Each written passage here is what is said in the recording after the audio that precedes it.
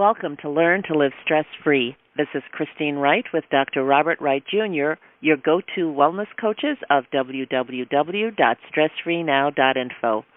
Our featured guest today is marriage and family therapist Lily Sloane, speaking about her new hit podcast series, A Therapist Walks into a Bar. Lily is board president for the San Francisco chapter of the California Association of Marriage and Family Therapists. Lily is also host of the amazing and intriguing podcast series, A Therapist Walks into a Bar. Lily has worked with a diverse range of adults, couples, families, groups, and children in counseling centers, hospitals, and in the public school system. She is a marriage and family therapist who holds a master's degree in counseling psychology from the California Institute of Integral Studies and is also an author with Psyched magazine. Lily helps clients who have eating disorders and body image issues, clients with addiction and substance abuse issues, couples in need of relationship therapy, and clients who are performers and artists of all types seeking greater levels of self-awareness and self-worth. Hi, Lily. We're glad to have you back on the show. Audience, welcome. Thank you. Thank you so much for having me. Lily, it is so great to have you back. And audience, you are in for a treat because we have Lily Sloane all the way from the wonderful city of San Francisco, and she is going to represent. And, I mean, how much better can we get than A Therapist Walks into a Bar as the title of a podcast series? So, Lily, tell us about your new podcast series, A Therapist Walks into a Bar. It sounds so exciting. How did you come up with such a unique idea? Well, you know, last year I actually got together with a colleague and we created something called Sidewalk Talk, which is actually I'm not involved anymore because I got involved in the podcast project, but she has continued it and it's now got nonprofit funding, and it's a program that, you know, gets volunteers out onto the street offering free listening to anyone who wants to sit down and talk. And this is now expanded past San Francisco and into LA and a whole bunch of other cities in the country and into Canada. And that was so inspiring to me, and it made me realize how important it is to get out and connect with people out in the world, not just wait for them to come to my therapy office. And so that, combined with the fact that I am obsessed with making music and doing audio and creating, you know, like doing creative production basically, and that I'm obsessed with podcasts and listening to them all the time, and they're a pretty hot medium at the moment. I really wanted to find this way to connect with people and, you know, do all my creative artsy stuff. And so the podcast was a way for me to do that. And basically the premise is I go to bars mostly, though sometimes I'll go to the park or a cafe, and I invite strangers to sit and talk to me about the topic that I'm working on for that month. And I use, you know, these interviews with strangers. I combine them with interviews I do with experts in the field on the topic. And, you know, I bring in a lot of music and mood and editing and narration and storytelling, including my own personal story, to create something that is really accessible and down to earth and entertaining, and a way for people who maybe have never gone to therapy but might want to, or, you know, could benefit from some of these therapeutic principles, to engage with it and, you know, and hear it coming from regular people, and making me as a therapist a regular person, because I think there's a lot of stigma about therapy and people are afraid of trying it out, and showing them, you know, I'm just a lady who's had, you know, a whole life of experience and feelings, and I'm confused sometimes and neurotic sometimes too. And I love sharing that with people. Thank you, Lily. You know, that really shows in your podcast. I think what struck me about it, and you described it so well, your creativity really shines through. I don't know what the word is for a audio montage or collage, but that's how your podcast comes across. You've got the music, you've got the sound, you've got the conversations with the people in the bar or on the sidewalk, and you're giving the information, and you put it together in such a polished production. I mean, this is a high-quality, polished, finished podcast.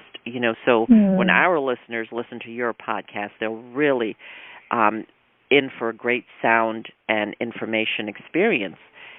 I marveled at it. It was something that I could enjoy, something that I could learn from, and what a great way to spend your time.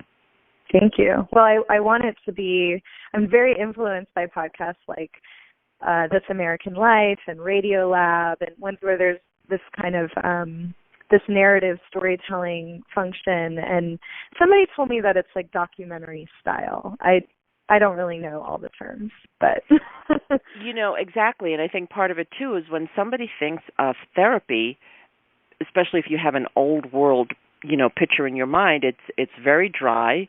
You're sitting in the chair or lying on the couch, and it's you and your therapist and a pen and paper, a pad. But here you are putting your own personal brand of creativity on your practice.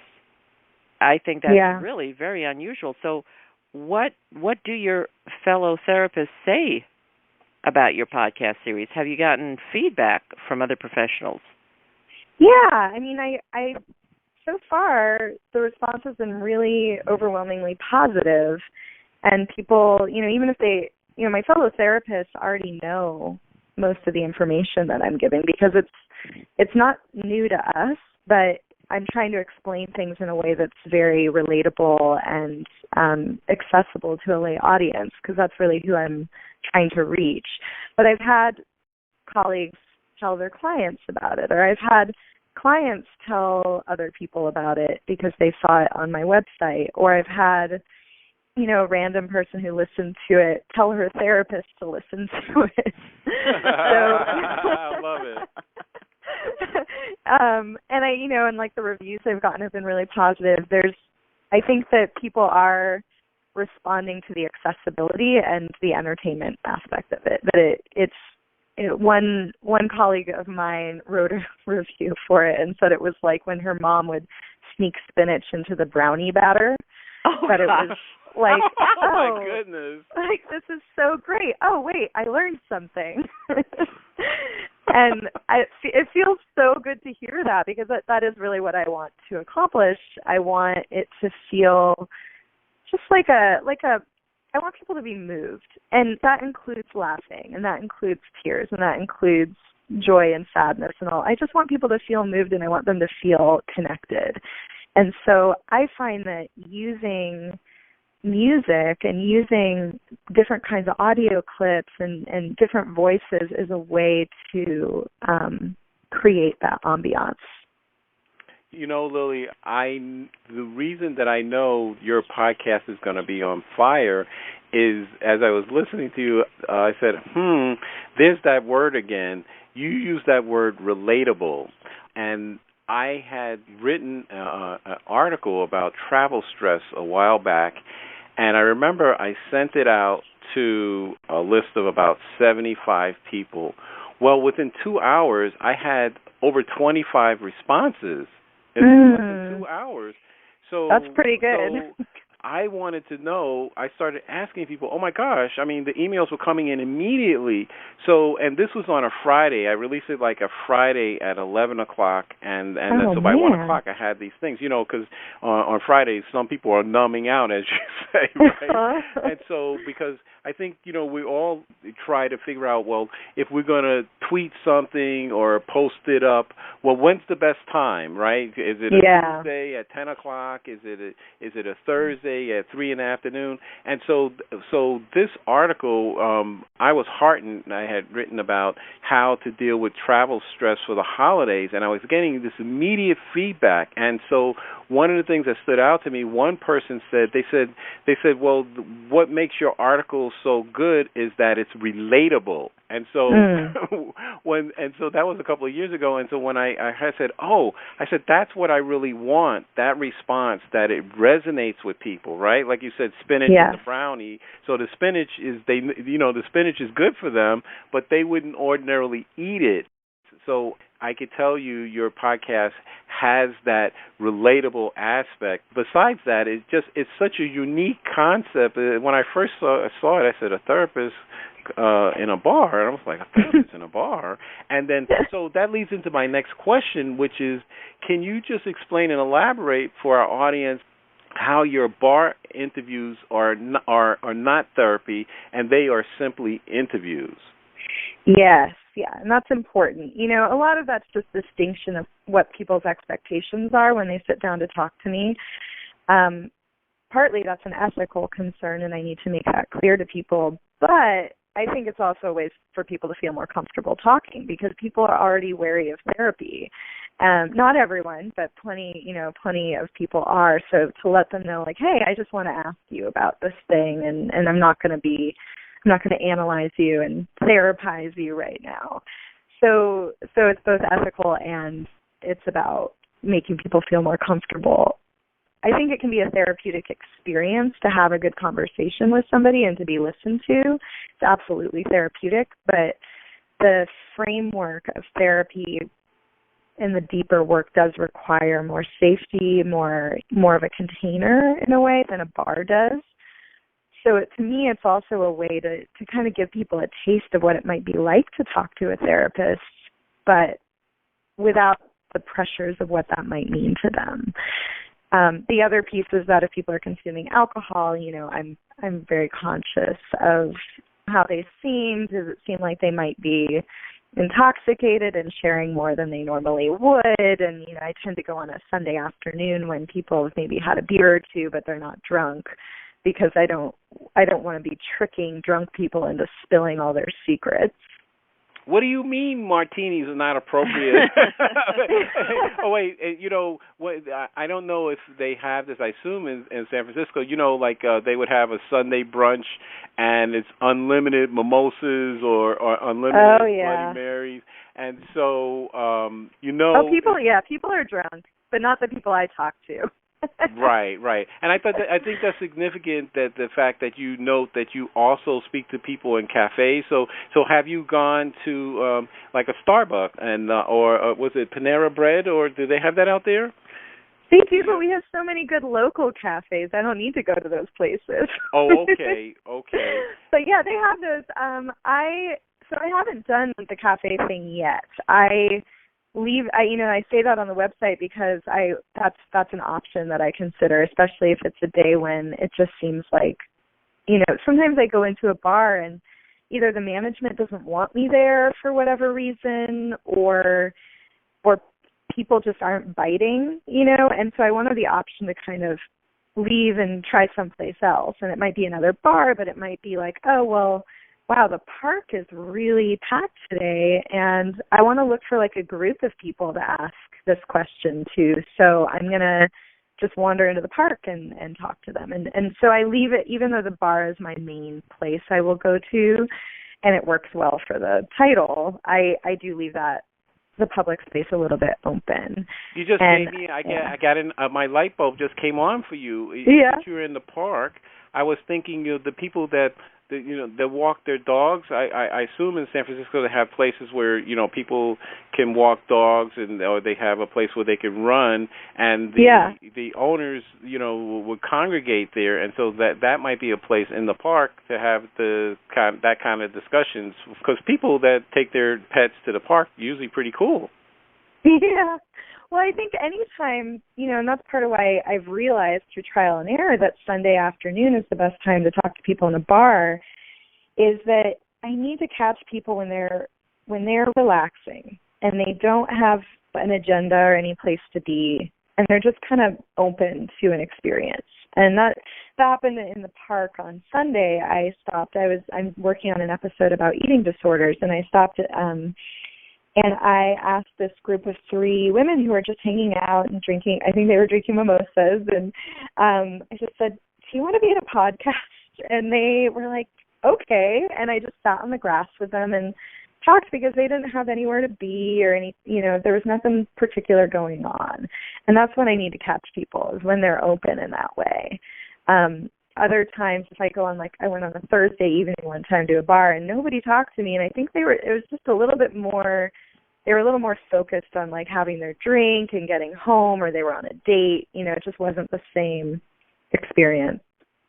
This is incredible. I'm having so much fun listening to you. We definitely are continuing our conversation. So, audience, Dr. Bob and I will be back in a moment on Learn to Live Stress-Free.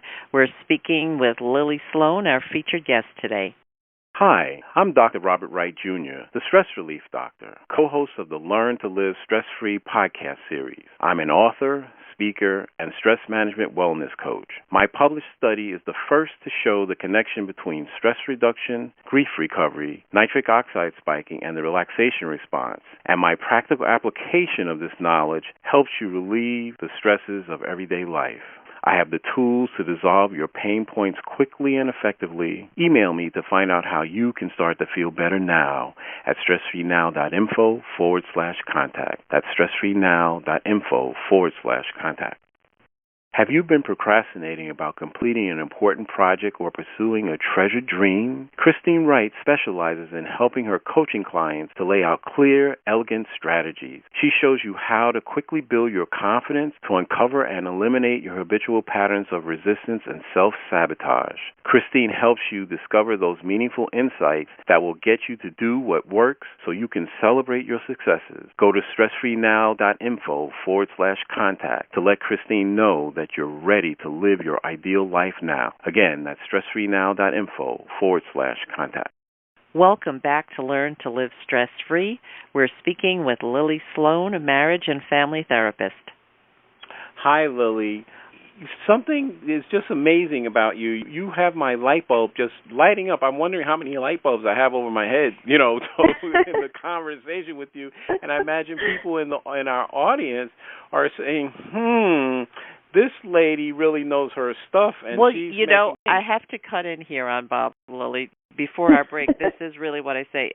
Your spontaneity and your creativity, and I think the last time you were on our show a while back it was something that Bob and I noticed right away, and it was just so refreshing for us to hear how easily and enthusiastically you can get in touch with this aspect of yourself, because so many people are afraid, if you will, to go there. And I just heard sequel. It's a therapist walks into a bar and Sunday afternoon in the park with a therapist. So you've got a whole series here. I could tell you what it is, Lily, because as Christine was talking, I was writing again. I have that habit of writing, and I said, well, at the first level is Lily comes off as authentic. She has an authenticity that our audience would hear. And then from that, I said at the next level of recursivity is that Lily has a genuineness. You come across as just so genuine, that telling that story that you just walked up to people. First of all, it takes a lot of courage just to walk up to people in the park, and they're like, hey, what do you want? Why are you bothering me?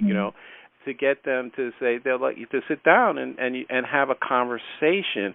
And so as I was thinking about that, I said, what's really going on? Why did we immediately like Lily, and why do people like Lily, right? And I said, oh, I got it. She's oozing love. That's what it is. That is what you bring to bear. And let me give you the flip side of that coin. I haven't had an opportunity to say this in a while, but Christine and I, we have a favorite off-Broadway show. It's called I Love You, You're Perfect, Now Change. How's that for a title? Right? I've heard of that. You're perfect, now change. It's a fantastic show. It travels around. It's still playing. If you can catch it, or if anybody can, we just laughed through that from beginning to end. It's such an insightful, wonderful production. Christine says that we've seen it together 3 times. I say I've seen it 4 times. She says, "Hey, who's the 4th time?" And so I remember we saw it with a couple that we met on a cruise from Israel, and we're sitting there in the theater, and the husband says to me at the end of the show, he says, "Why go for therapy when you can come see this show, right? For couples therapy." And so it is just, I want to say in terms of what we're talking about, because in that show, a big part is, one of the things that we talked about off air was this, in a relationship, this neediness. And so I will not spoil it for our listeners who have not seen the show, or for you, since you have not seen the show, but it definitely plays in San Francisco, it plays on the West Coast. It travels all around the United States, and I know it's been playing for at least 10 years off Broadway, and it is amazing. It's a 4-person musical, and it's just, I highly recommend it. Was I enough of an advertorial for them? Well, from the title, I can tell from the title that I know exactly what it's about and that I've totally been there. Right, and now you should consider seeing the show. So, Lily, one of the things that we both have in common is that we got our degrees from CIS. You were in the counseling psychology program. I was in the transformative studies doctoral program.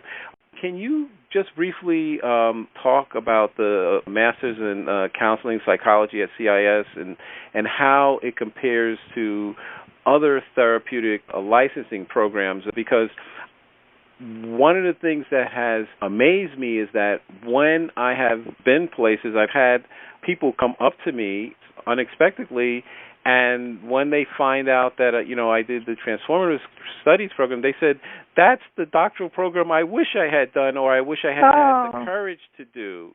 And so CIS is an amazing place. Could you just talk a little bit about that? Yeah. So when I was ready to go back to school to become a therapist, I took a couple of years off after undergraduate to just kind of regroup and be a person and figure out my life. But my sister went there, actually. She did their bachelor completion program, and I went to her graduation at the school, and I was so blown away by the kind of the heart and the emotion and the creativity that was involved in her learning, and by the environment. I just really felt at home there. It combined a lot of things from my past between psychology and Eastern spirituality, which were things I grew up with, and that all drew me to the school. Also, it's a very experiential kind of program. So I did their integral counseling psychology program, and it's all about learning through really doing your own personal work. I mean, we read books and we wrote papers and all of that, but a lot of it was reflecting on what's happening inside of us and our own process. And I was so excited that I only applied to one graduate school, because I thought if I don't get in, I'm just not going to go, or I'm going to try again, because this is what I want. We sometimes joke that CIS is like Hogwarts.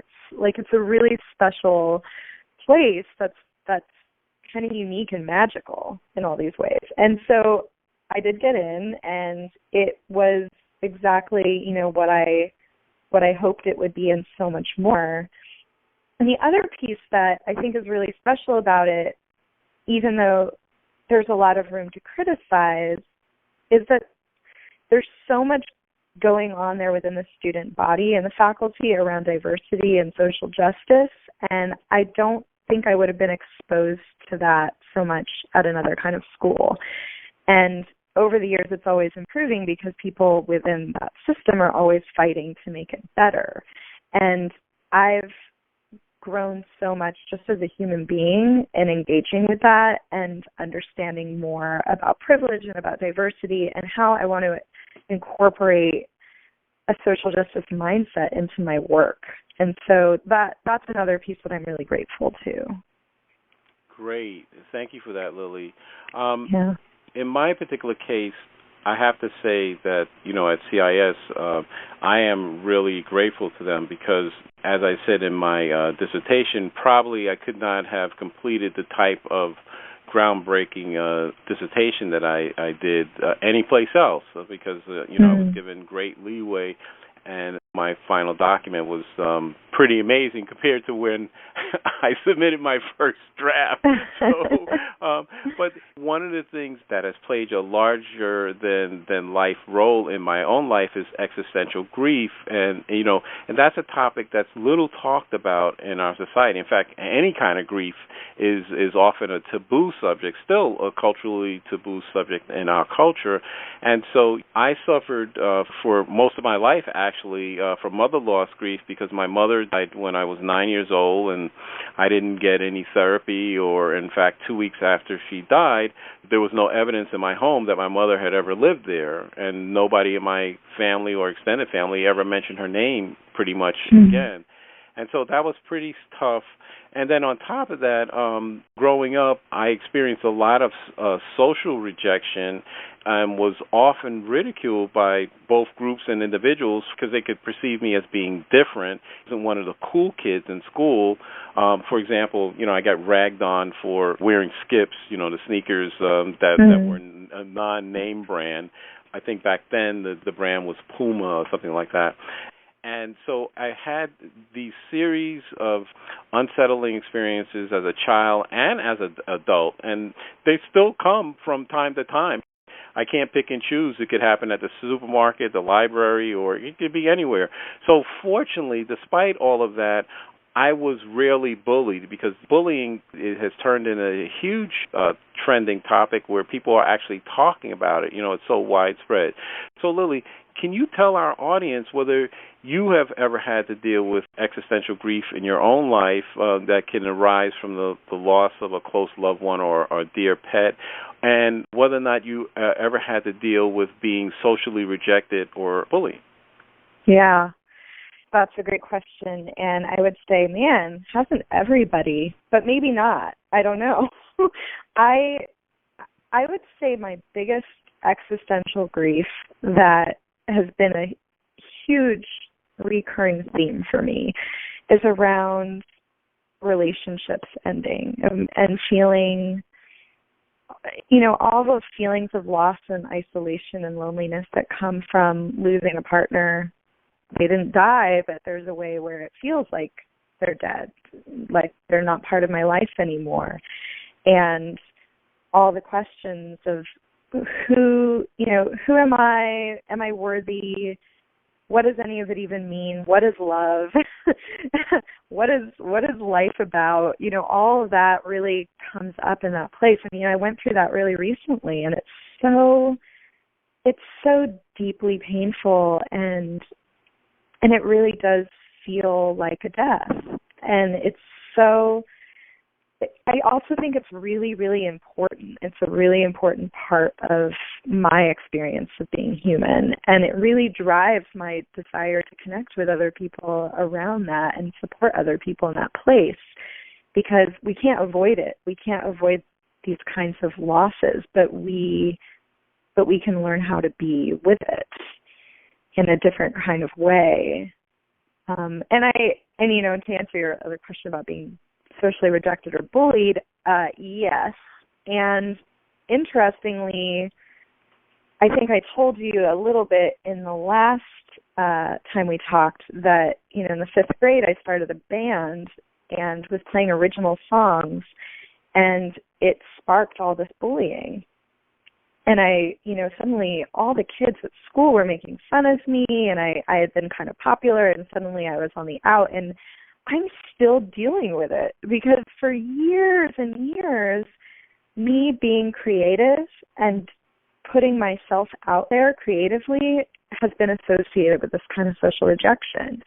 And so it wasn't until, I've always been creating, but I really would say it wasn't until my late 20s that I started to be able to take bigger leaps of faith in myself around my creative pursuits. And I finally made an album and put that out, and I finally have this podcast, and I'm really trying to take myself seriously as a creative person. But that wounding from being bullied around it, goes really deep. It goes really deep. Thank you so much, Lily. Bob, in his presentations, will bring up this topic of existential grief, and sometimes people are not aware of the role it plays in their life. And I think you said something very telling when you said, haven't we all? Maybe that was a bit tongue-in-cheek, but there are these universal experiences that, unfortunately, so many of us have to live through. And,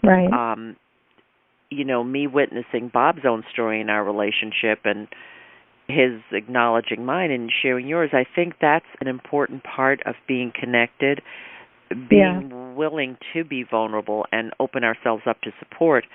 As we close out this show, Lily, I want to go back to this creative aspect of your work. And you just mentioned it before our break, and it sort of came back. When you're interviewing your guests in the bar, they don't know that they're going to be on a podcast. And you're showing your ethics as a therapist. As you said, you're not getting them when they're highly inebriated and, maybe telling something more than they want to tell. How do you scope out the people? And you talked about being rejected in the bar. What's your intuitive sense that's working that you choose your guests in your bar? Yeah, I'm still feeling it out because, I have to say, earlier, I think, Bob, you were kind of praising my bravery and my ability to do this. And every time I have to go out, I dread it. Even though I end up having such a good time once I get talking to people, it is really scary and vulnerable. And, one of the ways that I cope with that is that when I go into a bar, I check with, the staff and make sure they don't mind me being there. And then I sit at a table and I put up a sign inviting people to come talk to me for my podcast. So I don't gosh. That is hysterical. I don't just walk up to strangers. It's more like, like Lucy behind her booth, psychiatric advice 5 cents. They bring their nickel, right? Yeah. When I was so you have a lemonade stand inside the bar. It's great. Exactly. And and I'll get I'll get a club soda and lime or something. I actually don't drink, so that's the other silly thing about this. But I'll get my club soda and lime or cranberry juice and just sit and read maybe. And I keep an eye out for people who are looking over, and I might make eye contact with them and kind of give them a wink and be like, "Come on, you want to come talk to me." Great way of picking up guests at a bar. I love it. That's a book. How big is your sign, Lily? One of those like file folders. I made a sign on one of those, so I stand it. So it's like 8.5 by 11. It's kind of wonky. I might need to make something a little bit better, but it's working okay. And, what I find is there'll be like a long lag before the first person comes and sits down. But once somebody finally gets the courage to be that first one to come up to me, other people start. Yes. Yeah, other people start doing it. So sometimes they bring a friend, or I try to get somebody I know to come out and let me interview them so that there's that visual of it happening and people can start to relax around it. Well, Lily, you're going to have to cut this out or just keep doing this because you are just making Christine too happy. She doesn't drink either, and I can't tell you how many times we've been with people, she's been almost excoriated because they said, well, how could you come to a party and not drink? She says, well, I don't drink. What you mentioned are my favorites. Cranberry juice works for me. Yeah, cranberry juice is great. I always have felt so socially isolated because of my, occasionally I'll have a drink or I'll have a sip of somebody else's drink, but mostly alcohol just doesn't make me feel good, so I don't drink it. And I always feel like I'm on the outside and people want to go hang out at a bar, and I'm like, oh, this is how I can have something to do at a bar. This is giving me a purpose in a bar, and it feels good, and it feels like I get to really connect with people in a different way and not feel so caught in this story of like, oh, I don't drink, I'm no fun, I'm on the outside. Yeah, that is another way that people can feel isolated. For some reason, I never felt isolated because of it. It's just that I don't like the taste. And if people are drinking and enjoying themselves and in drinking responsibly, I am fine with that. And it's never been an issue for me. Just piggybacking on your conversation with Bob about this business of being socially rejected. And if I've ever been socially rejected by it, I've never noticed. Don't mind being with the crowd, perfect. but I'll just take some club soda, thank you. Yeah. Best way to deal with social rejection is to be oblivious to it. And it happens with me sometimes unintentionally, but it happens and it works. Well, Lily, Bob and I, again, we have enjoyed talking with you, and we want to thank you so much for spending your time and sharing your expertise with us. Thank you. This was wonderful. I love talking to you, too, as well. Thank you. Now, this is a time in the show, too, where we want to give you the opportunity to let our listeners know how they can learn more about you or get in touch with you. So if you'd share your contact information, I know those listening would be interested. Yeah. So a great way to find the show, A Therapist Walks Into a Bar, is at atherapistwalksintoabar.com, and it's also on iTunes or Stitcher, SoundCloud, places where you can find podcasts. And then also my therapy website is www.lilysloane.com, and email is a great way to reach me, lilysloane@gmail.com. And I'm also on Twitter at @LSloaneTherapy. Okay, great. Thank you so much. So, audience, you have your choice of ways to get in touch with Lily. Check out her podcast at atherapistwalksintoabar.com. Fantastic title, by the way. Or check out her professional website, lilysloane.com. That's LILYSLOANE. Email her at lilysloane@gmail.com. And just give a listen, and you will be thrilled with her product and her just extraordinarily polished, informative show that Bob and I enjoy. That's how we found her. Great. Christine, thank you for that. And this is an example of whole brain synchrony. As you were talking, I was thinking that today names can be spelled in so many ways, and I was waiting, and I said, I'm going to let people know Lily's name is spelled with a Y, because I've seen Lily with an IE, and so we wanted to make sure, but you spelled out the web address, so it's Lily Sloane with a Y, and that's great. So Lily, what final thoughts or key idea would you like our audience to take away from today's broadcast? Well, something I didn't say earlier as much when you two were praising me, and I just wanted to take it in, is that the creative process, and I think the therapy process too, and this is just something I want people to know, is no matter how effortless something might appear from the outside, these things are really hard.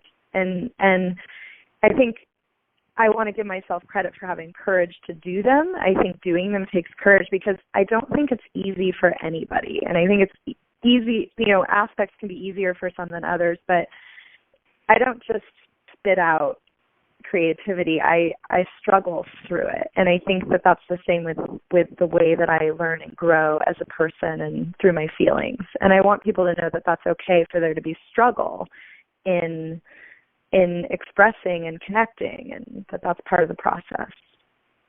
Great. Thank you, Lily. And just as a caveat, I've found in my experience that the more expert a person is at a particular task or behavior, the easier it looks from the outside. But as we know, they've put in their hours, they've paid their dues, whatever you want to call that. Malcolm Gladwell talks about that, but putting in the 10,000 hours. But from the outside, it looks very easy, and you say, "Oh, I could do that. Oh, I could run a soundboard, or I could get behind the camera and do that." And then find out it's not that easy. It's just that person is really that expert, and they have done the hard slog that you're talking about and had to wrestle with many aspects to get it right. So audience, I want to thank you for listening, and I want to thank Lily Sloane again for being our featured podcast guest today. And thanks so much, audience. Wherever you are and whatever time zone you're in right now, we appreciate your presence and trust that you'll benefit in some way from the information we delivered during today's show. We welcome and look forward to receiving your comments about our show. Please let us know if there are any additional topics you'd like to see us cover or guests you'd like to see us bring back because you enjoyed them. Please contact us through our website with your feedback and suggestions. Remember, listeners, if you'd like to get the same benefits our coaching clients get with us, including learning how you can get more results in your day and easy ways to learn how to dissolve your chronic pain, stress, and anxiety, then give us a call at 954-900-2179, or you can email me directly at dr.bob@stressfreenow.info. That's dr.bob@stressfreenow.info. Mention that you heard our Stress Free Now podcast show, and you'll receive a free gift from us. Call or email us today to schedule your appointment. For Christine Wright, this is Dr. Robert Wright, Jr. of www.stressfreenow.info. Until next time, be safe and be well.